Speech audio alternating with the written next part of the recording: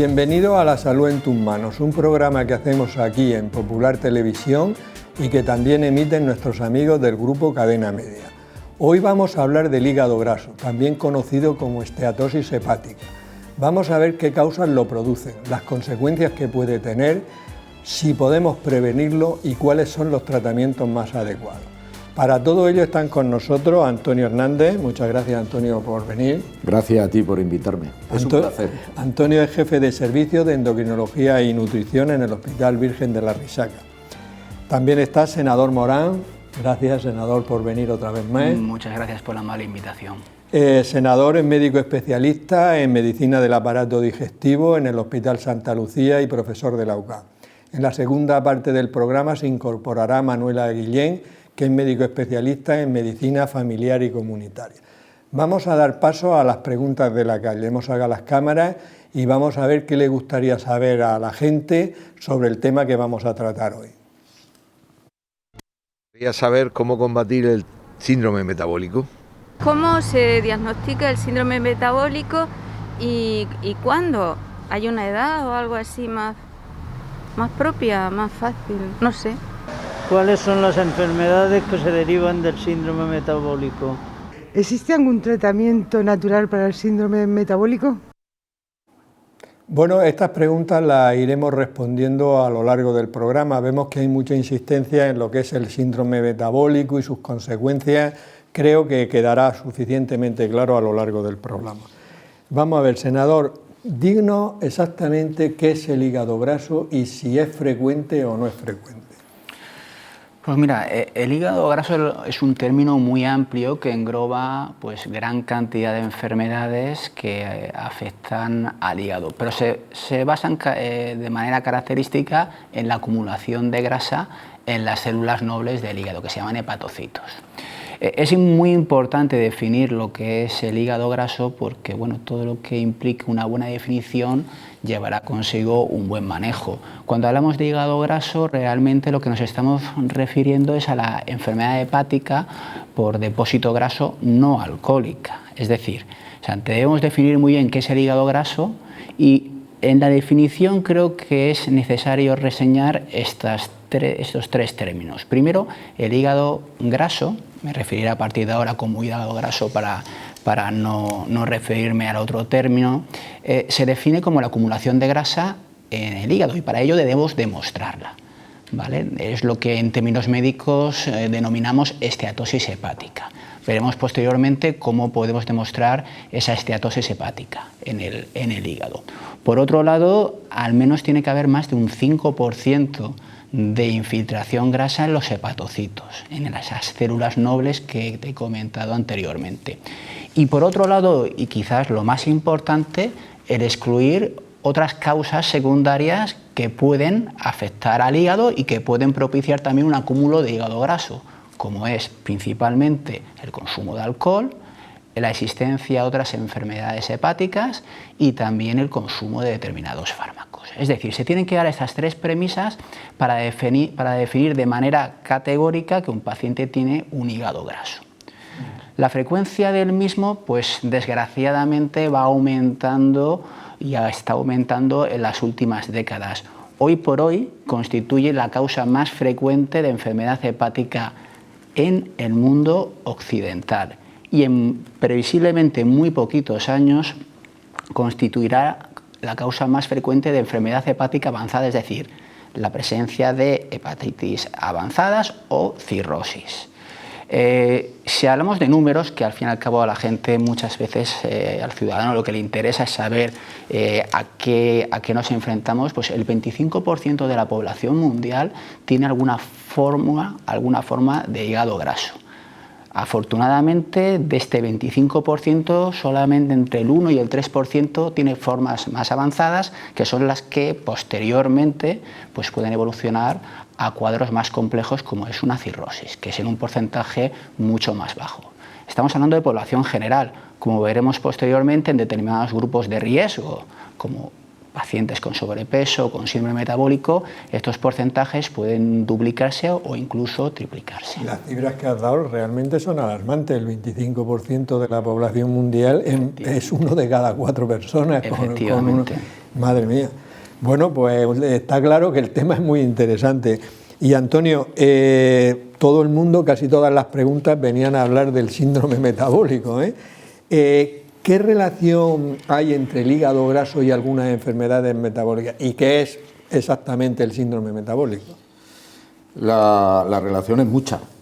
Y si hubiera que definirlo con un concepto, diríamos que algo tan sencillo como que el hígado graso es parte del síndrome metabólico. Bueno, y ahora vamos a las definiciones, que son importantes. El concepto de síndrome metabólico. Bueno, son enfermedades metabólicas, todas aquellas que están relacionadas con el metabolismo. ¿Y qué es el metabolismo? Pues todos los cambios, todos los intercambios que se producen en nuestro organismo con una serie de sustancias, como es la glucosa, como son los lípidos. Entonces, las enfermedades metabólicas características son la diabetes, el exceso de glucosa, las dislipemias, las alteraciones en las que hay exceso de colesterol o triglicéridos. Los triglicéridos van a aparecer mucho esta tarde. Y la obesidad, donde hay un exceso de grasa. También se asocian algunas otras que son más raras que no vamos a mencionar. Entonces, el síndrome metabólico es un concepto en el cual se engloban la coexistencia, no siempre de todas, pero de parte de ellas, de alguna de estas enfermedades metabólicas. Es decir, decimos que una persona tiene un síndrome metabólico cuando tiene una diabetes, está obesa y tiene una alteración de las grasas de la sangre y a lo mejor una hipertensión. Existen otros aspectos más, pero ese sería el concepto de síndrome metabólico. Y añadiríamos el hígado graso.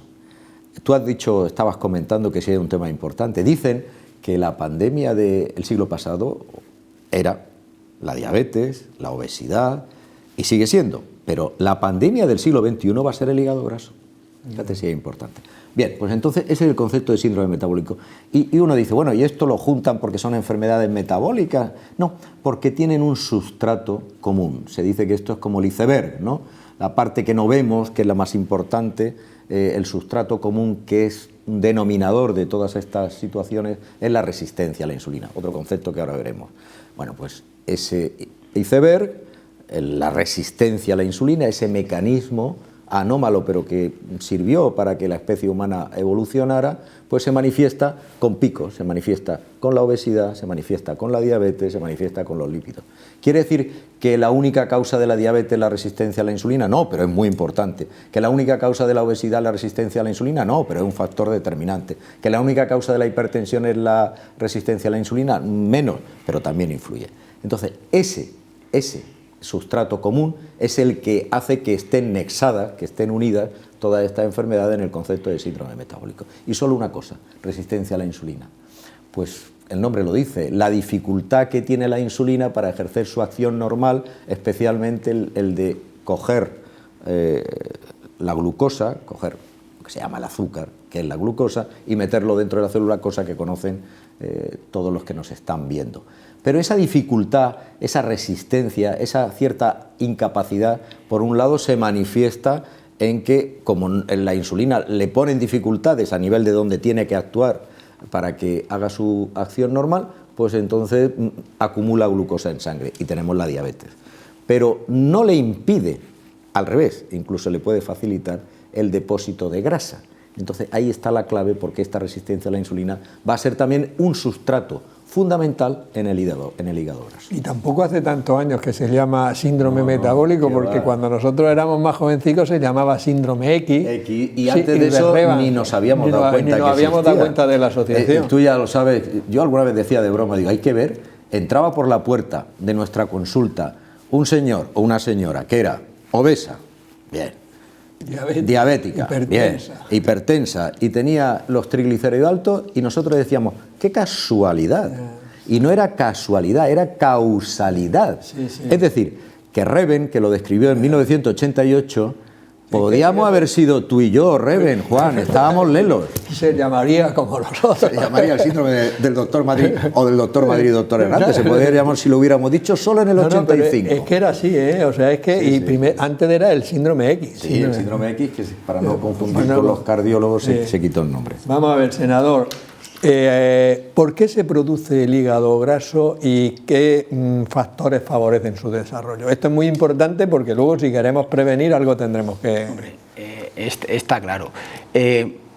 Creo que Antonio lo ha explicado de manera perfecta, y es que hay un nexo común, o sea, del hígado graso con el síndrome metabólico, que es la resistencia periférica a la insulina, la tan denostada actualmente resistencia periférica a la insulina. Es decir, ¿por qué se acumula grasa en el hepatocito? Porque, bueno, de alguna manera llega más grasa y entonces se tiene que acumular en esta célula.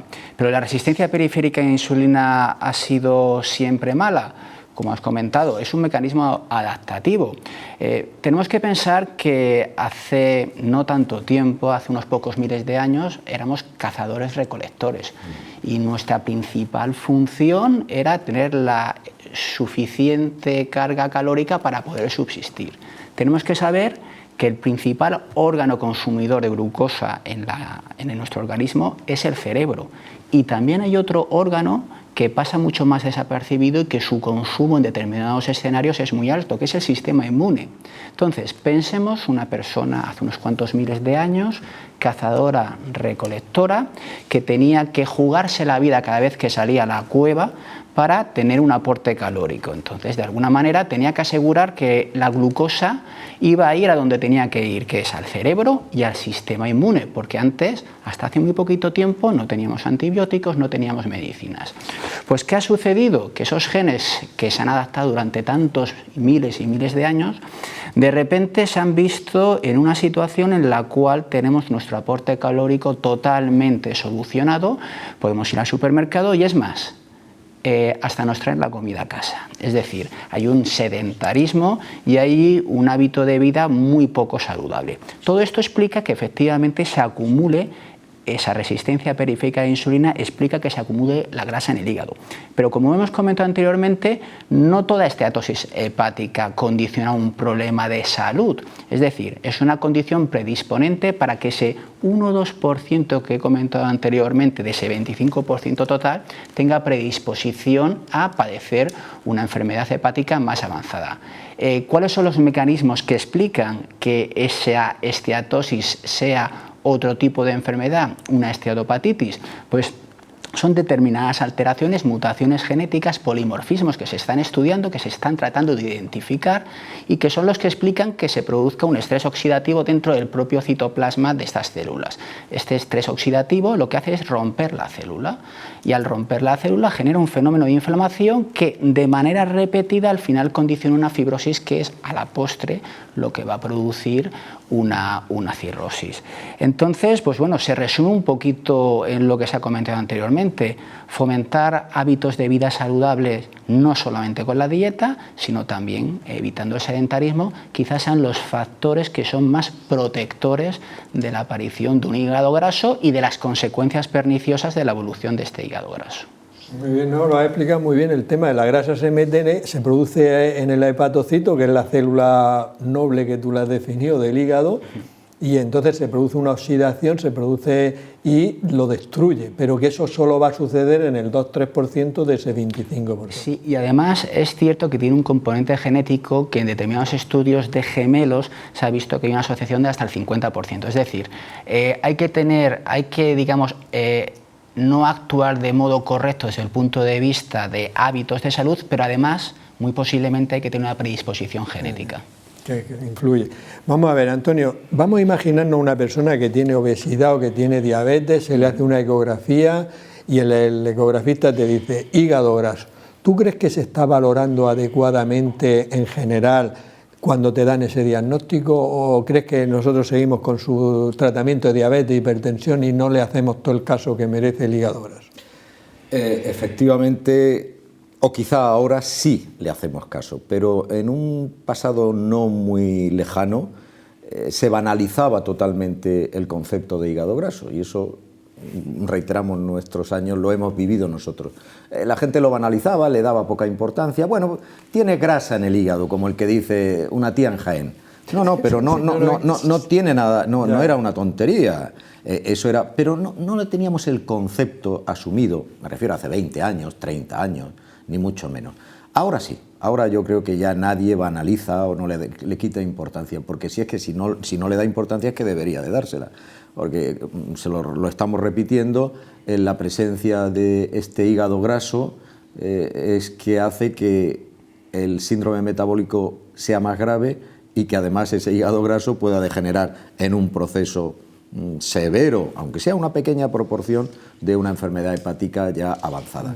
Luego, le debemos de dar no importancia, mucha importancia, aunque solo fuera para que es un factor plus de gravedad. Eso, nada más. Tú vas a seguir tratando, o el médico va a seguir tratando la diabetes, la obesidad, los lípidos, la hipertensión, pero sabiendo que si tienes un hígado graso, eso es que ese síndrome metabólico va a ser más grave. Y si además le añades que puede afectar directamente al órgano donde se está depositando, se está metastatizando esa grasa, pues todavía peor, claro. Muy bien. Vamos a ver de dónde viene la palabra hígado graso. Nuestro profesor de latín y griego, Juan Carlos Ferre, nos va a decir exactamente el origen de esta palabra, hígado graso. Muy buenas. Hoy vamos a saber un poco sobre la palabra hígado. Viene del latín higo, en concreto de ficatum, y tiene su origen en un plato romano, en una receta. A los romanos les gustaba engordar a los gansos con higos, para que se les hinchara el hígado y así tener un hígado más grande y que supiera a higo. Además, cuando servían para comer ese hígado de ganso, lo hacían acompañado de higos, y el plato se llamaba iecur ficatum. Y el castellano tomó la palabra ficatum para referirse a hígado, en vez de iecur, que era la palabra latina para decir hígado. Caprichos del lenguaje. Palabras de médicos. Senador, ¿el hígado graso por sí solo produce algún síntoma y hay distintos grados? Algo ha insinuado antes, pero... Pues desafortunadamente el hígado graso en la mayor parte de las ocasiones se produce de manera asintomática, es decir, tiene muy poquita sintomatología. Hasta un 40-50% de los pacientes que lo padecen no tienen ningún síntoma específico. Y cuando estos se producen, no apuntan a la posibilidad de hígado graso. Dolor en el lado derecho, dolor hipocondrio derecho, fatigabilidad. Realmente los parámetros clínicos no son útiles para hacer un diagnóstico de hígado graso. En cuanto a la pregunta que has realizado de si hay diferentes grados de hígado graso, pues como apuntaba Antonio, era una entidad que siempre se ha banalizado, entre comillas, pero realmente pues bueno, es importante definir qué diferentes o qué tipos diferentes de hígado graso hay. Hay diferentes hipótesis o gente que postula que hay pues, lo que es la esteatosis hepática, el hígado graso sin esteatopatitis, que es una entidad diferente que tiene, digamos, quizás es un proceso que es el que anteriormente banalizábamos, y que después hay otro proceso que es el minoritario, pero no olvidemos, un 1 o 2% de una población general no es un proceso para nada minoritario, me refiero. Pues ese 1-3% que denominamos esteatopatitis es, por así decirlo, consecuencia en ocasiones de esa esteatosis mantenida y el no haberla detectado a tiempo. Por lo tanto, el banalizar un hígado graso, claro, al no saber qué pacientes van a evolucionar a una esteatopatitis, pues yo creo que resulta muy importante el, digamos, tomarnos y sobre todo hacer corresponsable al paciente de que tiene que evitarlo. Además, he de decir que la esteatopatitis en un 10-20% de las ocasiones evoluciona a la cirrosis, ¿de acuerdo? Y la cirrosis por hígado graso tiene unas peculiaridades que la enlazan con el síndrome metabólico, y es que mientras que la mayor parte o las tasas de mortalidad por las cirrosis por otras causas se deben a problemas derivados y propios por la cirrosis, la principal causa de mortalidad en el hígado, en la cirrosis por hígado graso, son las enfermedades cardiovasculares. O sea, con lo cual, por un lado, tenemos que, lo que se apuntaba anteriormente, el síndrome metabólico es causa del hígado graso, y a la vez los efectos del síndrome metabólico también inciden directamente en la evolución de la cirrosis, que, digamos, la separa o la caracteriza de manera diferente a las cirrosis de otras categorías. Muy bien. Antonio, tengo aquí dos preguntas que creo que ya hemos hablado un poquito de ellas. La relación íntima entre el hígado graso y la diabetes, y cómo influye el hígado graso y la diabetes entre sí. Vale, vamos a ver un poco lo primero, quizá las dos cosas a la vez. La relación entre diabetes e hígado graso es absolutamente íntima, tan íntima como que, antes lo ha comentado, senador, si en población, y tú, si en población general hay un 25%, en general en el concepto de síndrome metabólico el hígado graso llega a un 50 o un 75, y en el diabético diría que es raro el que no lo tiene. Y si no lo tienes, es cuestión de tiempo. Dale tiempo, porque te dicen la estadística un 75. O sea, que ser diabético casi puedes decir diabetes de la madurez, tenemos que aclarar, no la diabetes de la madurez, la famosa diabetes tipo 2, pues es casi tener hígado graso. Y si pensamos el por qué, podríamos hacerlo por capas, diríamos. Primer estrato, el más genérico. Hay una clara relación entre la diabetes y el hígado graso porque hay un nexo común que es no solo la resistencia a la insulina, sino los cambios en nuestros hábitos alimenticios que hacen que nuestra dieta se haya hecho mucho más hipercalórica, más rica en productos procesados, en grasas, en harinas no refinadas. Bien, luego eso está claro, ahí está. Pero si bajamos un poquito nos encontramos con la famosa resistencia a la insulina de la que ya hemos hablado. Y si queremos bajar un poco más, hasta ahí hemos dicho, resistencia a la insulina condicionada por el aumento de los triglicéridos, o incluso hoy ya se sabe que más que los triglicéridos son lo que llamaríamos los diglicéridos, los diacilglicéridos, porque en realidad los triglicéridos son triacilglicéridos. Bueno, pues esas grasas tienen una clara relación en que desarrollan resistencia a la insulina. Y luego hay otra cosa que es el mundo de la inflamación, que también ha salido la palabra aquí, que es el que condiciona a través de las interleuquinas, de las citoquinas, que nos, vamos a decir, sustancias tóxicas que nosotros mismos producimos, dan resistencia a la insulina. Pero si bajamos un poco más, voy a hacer lo que nos encanta a los médicos, que es contar el último estudio. Los médicos cuando nos preguntan algo, el último estudio dice... Bueno, pero esto es verdad, lo que voy a decir. En octubre se publicó probablemente en la revista de más prestigio que hay en el mundo, que es Nature, en Nature Metabolism, un estudio hecho por españoles, el Centro de Investigaciones Científicas, en el cual decían que el nexo común de la resistencia a la insulina, síndrome metabólico, de todos los aspectos del síndrome metabólico, estaba también ligado a la inmunidad. ¿Inmunidad en diabetes tipo 2? Sí, y es por los macrófagos. Los macrófagos son unos elementos que pertenecen al sistema inmune, pero diríamos que son los últimos que llegan al campo de batalla, cuando ya se han peleado allí los linfocitos. Exacto. Son los que llegan allí llevándose los muertos, llevándose todo lo que hay. Bueno, pero no solo tienen esa misión, se sabe que los macrófagos tienen más. Entonces, los macrófagos que hay en el tejido graso tienen incluso una función estabilizadora y antiinflamatoria. Pero si ese tejido graso empieza a removerse en el sentido de que se va expandiendo, ese tejido graso resulta que al expandirse, diríamos, un poco para entendernos, se cabrea ese tejido graso y cabrea a los macrófagos. Y esos macrófagos tranquilos se reprograman inadecuadamente a unas células que producen citoquinas. Es decir, de ser un agente que solo están allí para recoger la basura cuando hay una guerra, pues resulta que se convierten en parte de la guerra. Y entonces esa reprogramación inadecuada, sostenida e irreversible de los macrófagos, parece que nos va a explicar la resistencia a la insulina y el nexo común de todo esto. Vale. Los macrófagos, ahí están. Entonces, bueno, pues toda esta constelación de grasas, citoquinas, inflamación, resistencia a la insulina, inmunidad, es un círculo no vicioso, es un círculo perverso. Perverso y perjudicial. Porque se retroalimenta él. Más grasa, más resistencia a la insulina, más resistencia a la insulina, más grasa, más inflamación, más inmunidad. Nos metemos en un círculo totalmente perverso que hace que aparezcan todas estas enfermedades que tienen repercusiones tan importantes, como muy bien ha dicho senador, de que luego no nos va a importar que tenga grasa o no, es que esa gente, las personas que tienen este problema, tienen más infartos, tienen más hemorragias cerebrales, tienen más problemas circulatorios, es decir, tienen más mortalidad. Esa es la gravedad.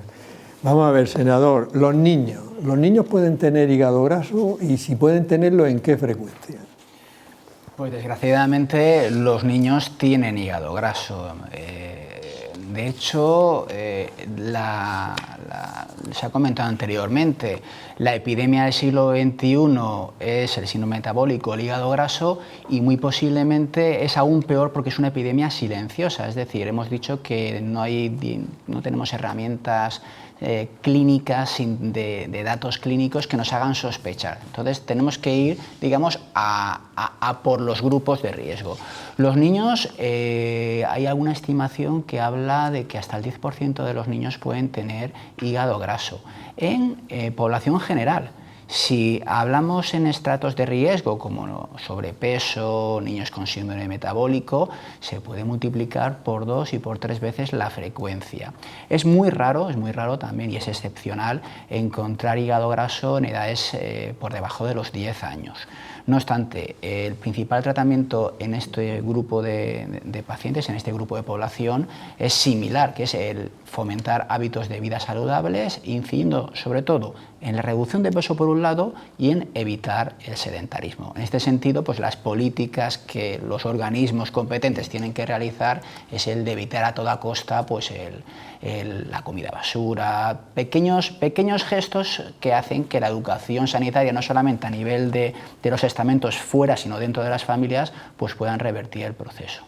El servicio de endocrino de La Risaca, junto con el Hospital de Molina, La Risaca, la FEFI, el Ayuntamiento de Molina, hicimos un estudio sobre el hígado, un estudio metabólico en niños y niñas de 5 a 10 años con sobrepeso u obesidad. Y se le hicieron ecografías del hígado, ¿te acuerdas tú? Se publicó, se han hecho varias tesis. Hay que decir que lo llevaste tú, bueno, de coordinador. El servicio de endocrino. Bueno, sí, pero a cada uno lo suyo. Y lo llamó la atención, porque tú fíjate, que casi el 50 o 60% de los niños de 5 y niñas de 5 a 10 años con sobrepeso o obesidad no tenían un hígado graso claro, pero ya tenían su grasa en el hígado pues, realizado con ecografía. Y como tú has dicho, a esos niños, que es lo bueno del estudio, eso se hizo en octubre, a principios del curso, y se volvió a repetir todo el estudio en mayo-junio. Y lo único es que hicieron 3 horas de ejercicio semanal. Al 90% de los que tenían se les quitó. Sí, señor. O sea, es que el problema es tan importante y tan grave que llevamos los endocrinos, los digestivos, llevamos muchas personas diciendo esta epidemia silenciosa que nadie le hace caso, que va a ser un auténtico desastre. Y las últimas cifras de niños con sobrepeso y obesidad en España han aumentado, son del 40%. O sea, las autoridades que piensen lo que puedan pensar, pero nosotros vamos a seguir, Antonio. Vamos a ver, podemos entender fácilmente que una persona con una obesidad tenga un hígado graso, pero ¿hay personas delgadas o de peso normal que tengan hígado graso? Pues sí, es un aparente contrasentido, ¿no? Y es cierto que un 5%, no son muchos, 5-7% de personas con un hígado graso tienen un peso que llamaríamos normal o son delgadas. En este caso, yo creo que lo primero que hay que hacer es, como cuando hay un crimen o cuando hay sobre todo si es pasional, eso que se dice chercher la femme, buscar dónde está la causa, porque a lo mejor no la vemos, pero esa causa que lo normal, que guarde relación con alguna alteración de esta metabólica, la resistencia a la insulina, a lo mejor está. ¿Y dónde puede estar? Estar en que hay algunos tipos de diabetes del adulto que no son estrictamente la más conocida, obeso. No, también hay unos tipos de diabetes del adulto que tienen menos resistencia a la insulina, sus aspectos son más delgados, pasan más desapercibidos como síndrome metabólico, pero sí tienen la suficiente resistencia a la insulina para hacer una esteatosis hepática, un hígado graso. Y si no es eso, hay que buscar en los lípidos, en las grasas, que a lo mejor la anomalía está ahí. Y si no es eso, hay que buscar en otra serie de causas más raras, que tú también las has esbozado, que pueden producir también un hígado graso. Y si no, hasta dudar del concepto de hígado graso no alcohólico. ¿Me explico? Vale, hemos dicho que es un hígado graso no alcohólico. Aún así, puede que quede un tanto por ciento muy pequeño de casos, una vez que hemos descartado una diabetes no típica, una alteración de los lípidos, alguna enfermedad digestiva, o que se le haya hecho un bypass, o que tenga una resección, que tenga una reducción gástrica. Si no es eso, hasta a ver si realmente sí es alcohólica y está oculta. Y aún así existe un tanto por ciento de casos donde se nos escapa. Pero probablemente no sean tantos si buscamos esa resistencia a la insulina, no tan manifiesta como en la mayoría de los casos, pero que está ahí. Vamos a ver, senador, aunque en el futuro vamos a hacer un programa que yo creo muy interesante sobre la microbiota, pero estamos hablando del hígado graso. ¿Hay alguna relación entre la flora intestinal y el hígado graso? Pues vamos a ver, realmente hay una relación, lo que no sabemos es en qué sentido. Lo que está demostrado es que en pacientes con síndrome metabólico y con hígado graso hay una disbiosis, o sea, lo que es una alteración de la flora. Bueno, la microflora intestinal es una barrera que nos aísla del medio externo, que en este caso es el tracto digestivo, y en estos pacientes se ha visto que hay un predominio de un filum, de un tipo de bacteria que se llama Firmicutes, que es minoritario respecto al habitual que se llama Bacteroidetes. Entonces, realmente la traducción de estos nombres y la consecuencia de esta disbiosis es que se produce un aumento de la permeabilidad intestinal, es decir, o sea, nuestro intestino es una barrera, pero es una barrera porosa porque nos tenemos que nutrir. Entonces, el hecho de que haya una disbiosis, que es uno de los factores fundamentales para que esta permeabilidad aumente, hace que por ahí se cuelen cosas que no se tienen que colar, como son endotoxinas bacterianas, productos de degradación del catabolismo bacteriano, etcétera, etcétera. Todas estas sustancias son vertidas al torrente sanguíneo y se recogen o van a parar al hígado, que el hígado es la gran fábrica de detoxificación, la gran depuradora que tenemos en nuestro organismo. Entonces, enlazando con todo, claro, pacientes que están sometidos a un estrés metabólico, que tienen una predisposición, si además tienen una alteración de la flora intestinal, pues bueno, ese es uno de los factores que puede contribuir a lo que he comentado anteriormente Antonio, pacientes que a lo mejor tienen un supuesto fenotipo saludable y de repente tienen pues una esteatopatitis e incluso pueden llegar a desarrollar una cirrosis sin tener los factores, entre comillas, fácilmente distinguibles. Entonces, en ese sentido, comentar que, claro, la conclusión es, ¿y si revertimos esa disbiosis podemos solucionar el hígado graso? Pues bueno, no, o sea, hay muchos factores que contribuyen al hígado graso, pero lo que está claro es que tenemos que fomentar hábitos de vida saludables que hagan que esa flora intestinal cumpla realmente su función y evitemos ese síndrome de inflamación crónica que, ojo, no solamente afecta al hígado, afecta al cerebro, afecta al sistema cardiocirculatorio. Entonces, bueno, fomentar hábitos de vida saludables. Sí, vamos a hablar un día de, como decía, de la microbiota, y hay un tema que a mí me interesa y lo desconozco bastante, que es el síndrome del intestino permeable, ¿no? Que es un tema como muy novedoso y muy interesante, porque es lo que tú has explicado. O sea, permite entrar sustancias que no deberían de pasar y eso produce un montón de problemas. Un síndrome de inflamación crónica que afecta prácticamente a todos los órganos y aparatos del cuerpo. Antonio, ¿hay tratamientos de la diabetes que ayudan a mejorar el hígado graso? Pues sí, es decir, tratamientos de la diabetes específicamente para la diabetes y que de paso, y se descubrió cuando se empezaron a utilizar, pues limpiaban el hígado. Fue la pioglitazona, una sustancia que pertenece a un grupo hoy día que ha perdido prestigio, que son las glitazonas, porque hubo determinados problemas. Bueno, pero esta es claramente, es un fármaco barato, hay genéricos, produce una regresión del hígado graso, especialmente de las formas de esteatosis hepática de hígado graso simple, no en las avanzadas. En la forma avanzada no se hace nada, como todo en medicina. Ni cuando ha empezado es necesario hacer algo, ni cuando está terminando es necesario hacer nada. Hay que hacer en medio. Y en este caso es el paradigma. Bueno, pues esa pioglitazona se ha utilizado y ha dado resultados, pero tiene sus pequeñas connotaciones negativas. Puede producir edema, puede producir aumento de peso. Luego diríamos que está ahí, se ha utilizado bastante, pero ahora está empezando a ser desplazada por los nuevos fármacos de la diabetes, que yo solo voy a decir que están revolucionando. Si hay algo que está cambiando, y tú lo sabes, es el tratamiento de la diabetes. El tratamiento de la diabetes ha dado un vuelco, pero en 3 años, en los conceptos y en la forma de enfocarlo, tremendo. Y estos nuevos fármacos, que se llaman los glucosúricos, SGLT2 y los GLP-1, han demostrado inesperadamente un efecto beneficioso sobre ese hígado graso, especialmente los que se llaman los análogos del GLP-1. Quizá en parte también porque hacen perder bastante peso. Ahí está hacen el perder truco. 8 o 10 kilos en un año. Efectivamente, ahí está la parte que además lo iba a comentar, de que la pérdida del peso que acompaña al control de la diabetes son 2 factores fundamentales. Es que matas un pájaro, matas de un tiro 3 pájaros. Sí. Es un fármaco que mejora la diabetes, por tanto, si mejora la diabetes hay menos grasa, menos resistencia a la insulina, va todo mejor, menos hígado graso. Por otro lado, pierdes peso, que es trascendental, y parece que tienen un efecto también más allá, más plus, sobre el hígado graso.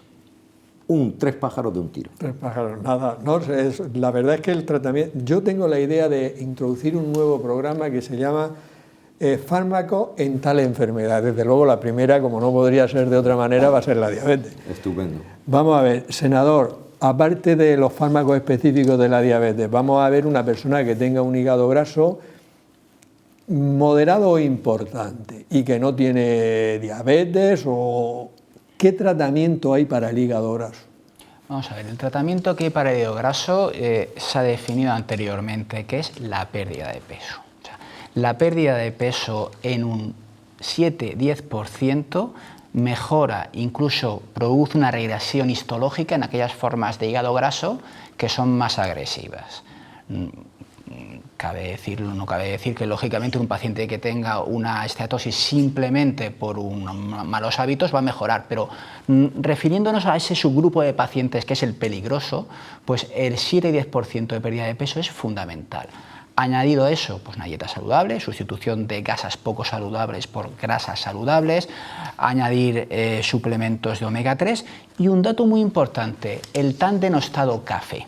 El café, yo quiero reivindicar el uso de café no solamente en el hígado graso, sino en cualquier enfermedad hepática. El café hoy por hoy es una sustancia que tiene plena evidencia científica y es muy importante en este tipo de programas comentar acciones que tienen evidencia científica, no cosas que funcionan en un paciente o que cosas que le funciona al vecino de al lado, no.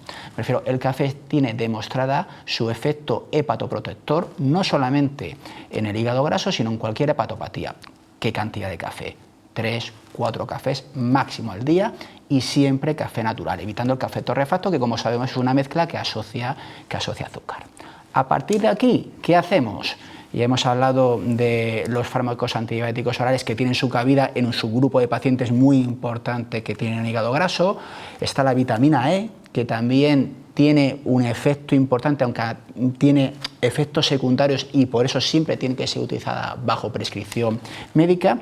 Y lo que quiero comentar es que en un futuro, en un horizonte temporal de 1 o 2 años, van a surgir una nueva generación de fármacos que no tienen nada que ver con la diabetes, están en fase 3, y que van a suponer también una revolución, sobre todo en aquel subgrupo de pacientes, en aquellos pacientes, como digo yo, de fenotipo supuestamente saludable, delgados, deportistas, que al final, tirando de la manta, como has comentado, a lo mejor tiene una diabetes tipo 2, y resulta que me ha pasado a mí, tengo muchos pacientes que en el transcurso de una cirugía, una colecistectomía, un paciente sano deportista, me lo remite el cirujano diciendo, oye, que le he hecho la laparoscopia y le he visto que tiene un hígado cirrótico, una persona de 50 años.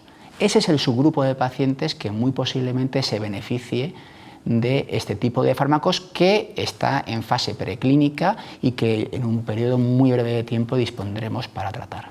Yo soy, pero vamos, soy porque igual que tú, con la evidencia científica, pero el café realmente tomar. Yo siempre digo, si lo toleras bien, vamos, si te quita el sueño, te da arritmia, obviamente no puedes tomar café, pero si lo toleras bien, 2, 3, incluso hasta 4 cafés al día, vamos, incluso hasta ayuda a prevenir la diabetes tipo 2. Pero te quería decir, el café que va en cápsulas, que ahora lo utiliza mucha gente, ¿ese es natural, estos refactos? Yo es que no lo sé, o sea, ahora mismo Vamos a ver, el café que hay en cápsulas hay de todo. Hay de todo, ¿vale? Pero imagino. que habitualmente, bueno, yo me confieso, me encanta el café y yo soy de los que compra el café en grano, lo muelo. ¿Por qué? Porque sé que café. Ya. Es como el que compra carne picada Vale. o se la compra. A mí me lo has aclarado perfectamente y me haré de los tuyos. Vamos a ver, Antonio, estamos con el COVID todavía, a ver si ya la cosa va mejorando, pero ¿las personas con hígado graso, si se infectan con COVID, es más grave?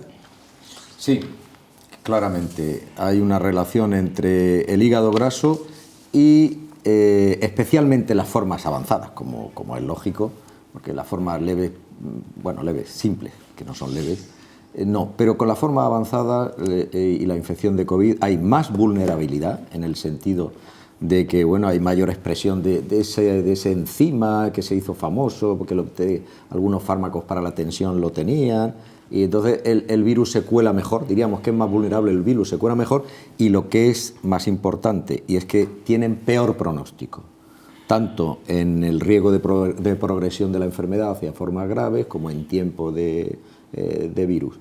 Quiere decir, si tú tienes un hígado graso y una infección por COVID, va a ir la cosa peor. Va a ir la cosa. Perfecto, ha quedado claro. Ya estamos fuera de tiempo, pero un último mensaje, senador, sobre el hígado graso. Bueno, el hígado graso en todas sus formas simplemente es un dato, es un dato de alarma, que lo que nos tiene que hacer tanto al médico como al paciente es investigar qué causas pueden ser reversibles. La mayor parte de las veces son reversibles. Hay un porcentaje de pacientes que bueno, desgraciadamente, independientemente de lo que hagamos, van a evolucionar mal, pero yo creo que en el conjunto global, tanto los médicos como los pacientes como las administraciones tienen que concienciarse de que fomentar hábitos de vida saludables es inversión en futuro. Muy bien. Antonio. Totalmente de acuerdo. Hígado graso, como creo que lo hemos repetido una y otra vez, significa lo que tengo va peor si aparece el hígado graso. Es decir, cualquiera otra de la diabetes, los lípidos, la tensión. Si además tengo hígado graso, va a ir peor. Y la solución está en manos de la persona que lo tiene. Si reeduca sus hábitos alimenticios, que suelen ser erróneos, y aumenta la actividad física. Tú lo decías, Juan, de lo más sorprendente de aquel estudio con los niños fue que después de un año, y no haciendo nada más que un ejercicio programado, la mayoría les desapareció. Eso es que para nosotros fue contundente, ¿no? Actividad física, hábitos saludables, y le quitaremos gravedad a lo que ya en sí algunas de estas enfermedades. Pero es que de paso volvemos a lo de matar más de un solo tiro más de un pájaro. Es que si reeducamos nuestros hábitos saludables, irá mejor la diabetes, irá mejor los lípidos, irá mejor la tensión. Luego está claro que el mensaje es ese. No, desde luego, yo creo que habéis transmitido el mensaje más claro, primero que el hígado graso en gran medida lo podríamos evitar si no hubiera obesidad y si hiciéramos ejercicio físico y nos alimentáramos bien. Y tú lo has dicho muy claro, depende de ti, depende de ti el que tenga. Luego hay un grupito de personas que tú has dicho que tienen una predisposición genética, pero globalmente la inmensa mayoría de las personas que tienen hígado graso es porque no tienen unos hábitos de vida saludables, y eso además implica no solo el hígado graso, sino todo lo que hemos estado hablando. Yo creo que el mensaje está claro, es que la gente debe tener unos hábitos de vida saludables para evitar el hígado graso y un montón más de enfermedades. Pues nada, muchísimas gracias, nos veremos en otros programas. Ahora después voy a continuar hablando con Manuela Guillén, que es médico de atención primaria, que también juegan un papel muy importante en esta patología. Fundamental. Gracias. Muchas gracias.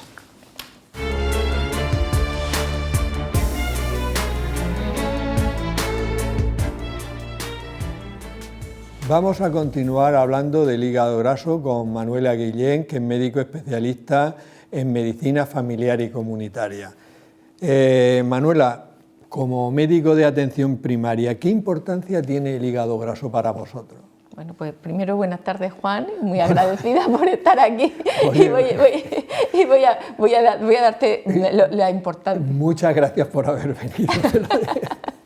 Bien, no, vamos a ver, claro que tiene importancia el hígado graso para el médico de atención primaria, porque el hígado graso es una patología muy prevalente. Eso quiere decir que le ocurre a muchas personas de la población general, y el médico de atención primaria atiende a población general, con lo cual hay muchos casos.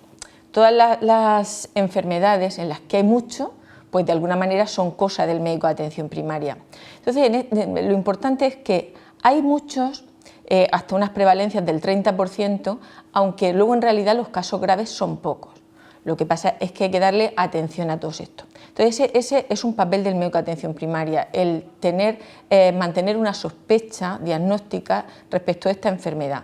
Pero también, además, obviamente, como es un volumen de pacientes muy importante, además con un amplio espectro, desde leve hasta muy grave, pues entonces el médico de atención primaria, digamos que es un poco el que tiene que organizar a estos pacientes y decir, bueno, pues tú eres más leve, te puedes quedar conmigo, tú estás ya en un estadio más avanzado de la enfermedad, has de ir a que te vea el hepatólogo, y un poco organizarlo. Y luego, desde mi punto de vista, la labor más importante y que es más nuestra es el control de los factores de riesgo cardiovascular que tan implicados están en esta enfermedad. Entonces, eso es cuestión del médico de atención primaria. Hemos estado hablando antes precisamente de todo eso, pero ¿de qué herramientas disponéis los médicos de atención primaria para el diagnóstico y cómo cuantificáis el grado de fibrosis? ¿Qué es eso del FLI? Bueno, vamos a intentarlo. A ver, herramientas es posible que muchas. Quiero decir que yo quiero empezar a hablar por la más importante para el médico de atención primaria, es siempre la historia clínica. Quiero decir que nosotros prácticamente estamos ahí escuchando al paciente, hablando con él y con nuestras manitos. Quiero decir que tenemos poca cosa detrás, no es un hospital el centro de salud, con lo cual la historia clínica para nosotros es fundamental. Nosotros en la historia clínica del paciente tenemos recogidos sus datos antropométricos, tenemos recogidos sus hábitos de alcohol, de tabaco, en fin, de todo. Pero hay dos aspectos de la historia clínica muy importantes y además los voy a decir desde ya porque creo que aunque los repitamos, creo que son muy importantes, que son los antecedentes de diabetes y obesidad. Porque estaba comentando, leyendo con unos compañeros precisamente esta mañana un artículo en el que lo estaba leyendo yo, se lo comentaba yo y decía, no me digas, digo, hombre, resulta que un paciente que sea obeso o que sea diabético, antes de hacerle nada, pretest, ya tiene una probabilidad de tener un hígado graso del 50 o el 70%, eso es muchísimo, pero encima si es diabético tipo 2 y además es obeso, que eso es frecuentísimo, pues casi el 80-90% van a tener un hígado graso. Con lo cual, fíjate la importancia de que tiene hacer una buena anamnesis, una buena historia clínica al paciente. ¿Qué herramientas tenemos? Por supuesto, analítica tenemos, nosotros pedimos enzimas hepáticos, que bueno, los enzimas hepáticos por sí solos pues tampoco significa mucho, porque tenemos pacientes que están alterados y sin embargo no tienen estatosis hepática, no tienen hígado graso, y sin embargo pues tenemos otros que están muy avanzados en la enfermedad, tienen una fibrosis importante y les pueden salir bien estas pruebas, es decir, que tenemos también nuestras pruebas bioquímicas. Otras más importantes son las que nos pueden decir un poco más cómo está del funcionamiento hepático a nivel de síntesis y demás. Por ejemplo, si pedimos una albúmina, una ferritina, pues quizá todo eso sí nos puede dar un poco más de idea que está pasando algo malo en ese hígado si lo pedimos. También tenemos pruebas, o sea, hay diferentes tipos de test que ahora hablaremos, pero antes, digamos que, bueno, y pruebas de imagen, las que queramos, tenemos la ecografía, ahora mismo el médico de atención primaria tiene acceso a casi todas las pruebas. Quizás no puede pedir una elastografía, pero sí puede pedir una resonancia, puede pedir una ecografía, puede pedir muchas cosas puede pedir. Pero ¿qué es lo que hace? ¿Cómo diagnostica el médico de atención primaria? Resulta que al médico de atención primaria le llega un paciente normalmente por otro motivo y le está pidiendo una analítica o le pide una ecografía casualmente, digamos que casi es un diagnóstico casual, que lo ve, se encuentra con esos datos y entonces los organiza y entonces tiene que decir, bueno, a lo mejor estoy ante un hígado graso. Además, me estoy dando cuenta que este paciente, pues a lo mejor tiene un síndrome ovario poliquístico, es diabético, tiene una serie de cosas, pues a lo mejor estoy ante un hígado graso. Pero digamos que no hay, porque confirmación la biopsia hepática, pero no vamos a pedirle a nuestros pacientes a pedirle una biopsia hepática. Y entonces, que es el índice de hígado graso o FLI que me preguntabas tú al principio. Bueno, pues a veces digamos que vemos que hay como tenemos muchas herramientas, pero contundente no es ninguna. Pues también nos buscamos entonces nosotros índices y cosas que nos hagan sospechar, que nos digan, vale, pues lo sospecho y además parece que estoy apoyada. Pues el índice de hígado graso es así. Reúne varios parámetros, reúne el perímetro abdominal, el índice de masa corporal, los niveles de una de las transaminasas, la GGT, la gamma-glutatión, el gamma-GT, y también el nivel de triglicéridos en sangre. Entonces reúne estos 4 parámetros y entonces crea un índice. Si me sale más de 60, digo, pues tengo una sospecha importante de que puedo estar ante un hígado graso, y si me sale menos del 30, diré, pues poco probable que tenga una fibrosis. Pero entonces, ¿la ecografía del hígado sería imprescindible?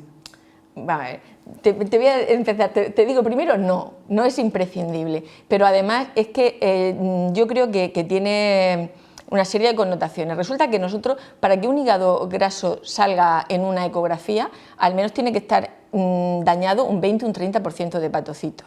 Si lo comparamos, por ejemplo, con la biopsia, que con un 5% tenemos el diagnóstico, pues tenemos ahí un importante grupo de pacientes. Además, yo diría que quizá los más abundantes, dada la prevalencia del volumen que no se diagnosticarían con una ecografía. Entonces, si yo por casualidad, por otro motivo, buscando otro motivo, yo hago una ecografía y me sale positiva, yo podré decir, pues vale, tengo un hígado graso. Si me sale el hígado graso, lo tengo. Pero ¿y si me sale que no? Pues es que a lo mejor sí estoy ante un hígado graso, con lo cual pues no la voy a pedir. De cribado, por tanto, a mí no me sirve. Yo no puedo hacer una ecografía de cribado. Ahora, cuando yo ya tengo... Los médicos de atención primaria, yo tengo que reconocer que la utilizamos incluso más de lo que recomiendan las guías. Es que muchas veces los pacientes casi te la piden, ¿no? O sea, claro. Tú le dices a un paciente, mira, parece que tiene esto y parece que reúne criterios de hígado graso. Y dice, bueno, pues algo me tendré que hacer para saber si lo tengo o no de verdad. Entonces nosotros quizá que abusamos un poco de ella, pero bueno, también nos sirve pedimos una ecografía de abdomen completo y vemos cómo está ese abdomen por dentro, vemos otras cosas, vemos si hay ascitis, vemos cómo están los órganos que hay alrededor y nos da otra información que también nos puede resultar muy útil. Es una exploración totalmente incruenta y no es una exploración muy cara. Claro, o sea que... efectivamente. Entonces nosotros por eso es verdad que aún un poquitín al margen de la guía, la experiencia, o sea, lo que hace el médico habitualmente suele ser pedirla, pero imprescindible no es, porque no nos sirve de... Es que la guía muchas veces la hacen personas que ven a pocos pacientes. Totalmente de acuerdo, totalmente de acuerdo. Saben mucho... Sí. Pero no ven el día a día a 20 pacientes y hay que ver a 20 pacientes cada día para saber la importancia de la exploración. Claro, de pedir alguna prueba complementaria. ¿Y para qué es necesaria la estimación del estudio de la fibrosis y el riesgo de progresión de esa fibrosis que podría llegar incluso a desarrollar una cirrosis hepática? Claro. A ver, importante es, digamos que a fin de clasificar a nuestros pacientes. Quiero decir que si yo tengo un paciente en el que yo creo que no tiene inflamación hepática, que no tiene fibrosis, que es un hígado graso incipiente, será un paciente en el que sea absolutamente el médico de atención primaria el que tenga que guiarlo y tenga que conducirlo y vigilarlo, pues cada 2 o 3 años haciéndole alguna prueba o examinándolo o valorando o revisando sus factores de riesgo cardiovascular y demás. Sin embargo, si el paciente tiene una fibrosis avanzada, está en un estadio terminal que es próximo a quizá un trasplante hepático, entonces estoy poniendo los dos extremos. Ya, el extremo total. Claro, entonces ese paciente quizá es más del digestivo, tendrá que estar entonces nos sirve un poquito el grado de fibrosis un poco para diferenciar dónde tiene que ubicarse ese paciente, aunque el abordaje siempre debe ser multidisciplinar, porque un paciente que esté en un estadio terminal, que tenga una insuficiencia hepática ya por una cirrosis importante, no deja de ser también un paciente del médico de atención primaria. O sea que el abordaje sí, siempre... sí, vamos a ver, vosotros sois los que veis a los pacientes siempre, cuando siempre. son leves y cuando son muy graves, excepto periodos que van al hospital, pero que aunque vayan a otros especialistas, luego vuelven a atención primaria. Lo que sí que es verdad es lo que ha dicho, y senador lo ha comentado antes, que el número de personas que llegan a la cirrosis pues es realmente muy bajito, ¿no? Que lo estás comentando, tú son pocos casos. ¿Y habría algunas enfermedades con las que hay que hacer el diagnóstico diferencial del hígado graso?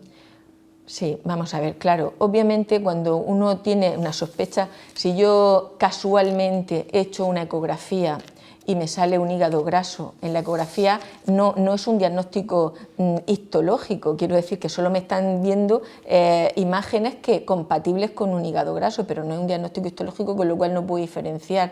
Y yo me encuentro ante un paciente así, yo hay cosas que tengo que preguntarle. Por ejemplo, tengo que preguntarle por sus hábitos de alcohol, si toma alcohol, porque tengo que hacer el diagnóstico diferencial. Estamos hablando de hígado graso no alcohólico, pero resulta que el hígado graso alcohólico existe y hay que hacer un diagnóstico diferencial importante.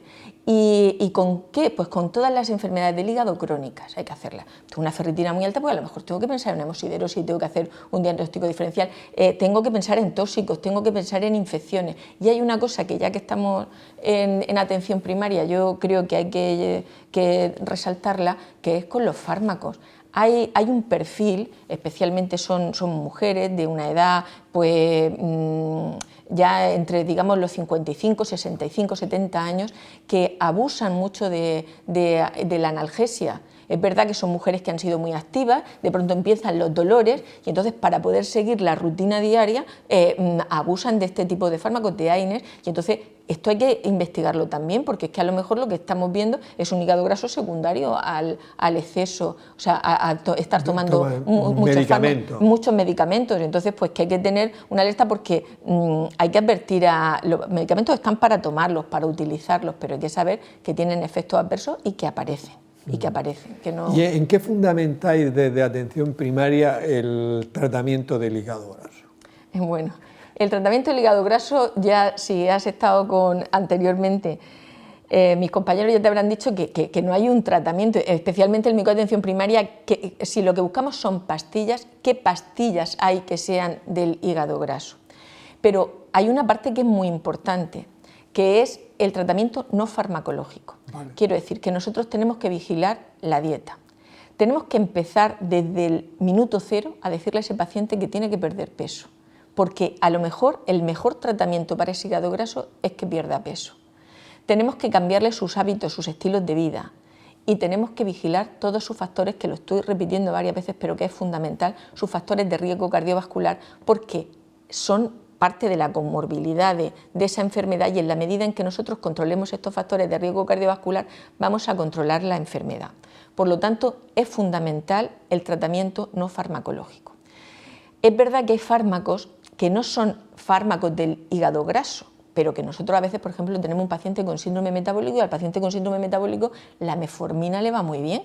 Pues a lo mejor podemos darle un poquito, en atención primaria lo hacemos, le damos un poquitín de metformina y es verdad que mejora mucho su perfil, mejora tanto su diabetes como su perfil lipídico, y entonces quiero decir que encuentra también una mejoría. Más tratamientos, quiero decir, en realidad no existen, es tratamiento de las comorbilidades, como te he dicho, tratamiento, cambio de los estilos de vida, y aparte de eso, pues esas pequeñas pinceladas que se pueden dar de tratamientos que existen para otras cosas, pero que pueden ayudar un pero poco. Lo más importante desde el punto de vista de atención primaria, lo has dicho tú, es el estilo de vida, es decir, es perder peso, que lo has resaltado de una manera muy importante, y cómo se pierde peso, alimentándose bien y haciendo ejercicio físico.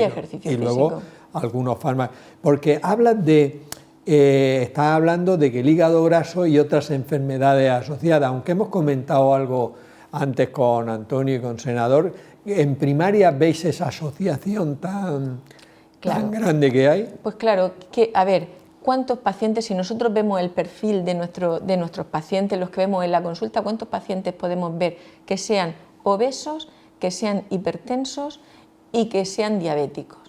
Yo tengo muchísimos. Y si lo pensamos muchísimo, ese paciente Con lo que te he dicho ya, con la probabilidad pretest que te hablaba al principio, casi seguro que también va a tener un hígado graso.